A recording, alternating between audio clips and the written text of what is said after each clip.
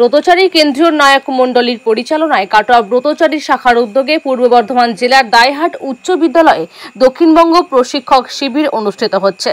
এই শিবির 3 দিন ধরে চলবে। শিবির উদ্বোধনে ব্রতচারী আন্দোলনের ব্রতচারী প্রতিষ্ঠাতা গুরুজি গুরু সদ্য দত্তে ছবিতে মাল্যদান সংগঠনের পতাকা উত্তোলন এবং মঙ্গল প্রদীপ জেলে উদ্বোধন করা হয়। উদ্বোধন অনুষ্ঠানে উপস্থিত ছিলেন সভাপতি হিসেবে ব্রজগোপাল অধিকারী, সংগঠনের সচিব প্রধান অতিথি অজয় সাহা, শিক্ষক কাটোয়া জনুয়া রেড ক্রস সোসাইটির সম্পাদক বিশেষ অতিথি Pinaki Ghosh, SI of school দাইহাট circle Prabirendu Mondal, advocate Kolkata high court. এছাড়াও উপস্থিত ছিলেন কাটোয়া শাখার চক্রনায়ক রণজিৎ গোপাল রায়। এছাড়াও উপস্থিত ছিলেন সংগঠনের সকল সদস্যরা।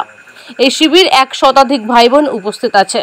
ব্রতচারী কেন্দ্রীয় নায়ক মণ্ডলীর পরিচালনায় ব্রতচারী প্রশিক্ষকদের আরও উন্নত মানের করে তোলার জন্য প্রতি বছর এই প্রশিক্ষণ শিবিরের আয়োজন করা হয়। এবছর বর্ধমান জেলার দাইহাট উচ্চ বিদ্যালয়ে এই শিবিরটি অনুষ্ঠিত হচ্ছে।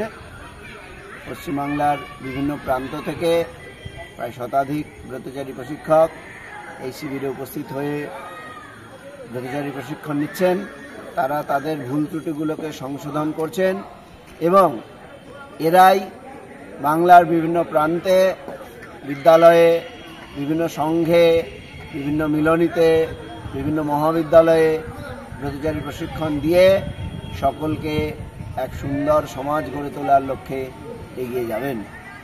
ব্রতচারী কেন্দ্রীয় নায়ক মণ্ডলী এবং ব্রতচারী আন্দোলনের স্রষ্টা গুরুজি গুরু সদয় দত্তের প্রদর্শিত এই ব্রতচারী আন্দোলন খুব সুন্দরভাবে এই কর্মীদের হাত দিয়েই গ্রাম থেকে গ্রামান্তরে, শহর থেকে শহরান্তরে পৌঁছে যাবে। ধন্যবাদ। এই শিবির কতদিন চলবে? এই শিবির আজকে 23 মে শুরু হলো এবং এই শিবির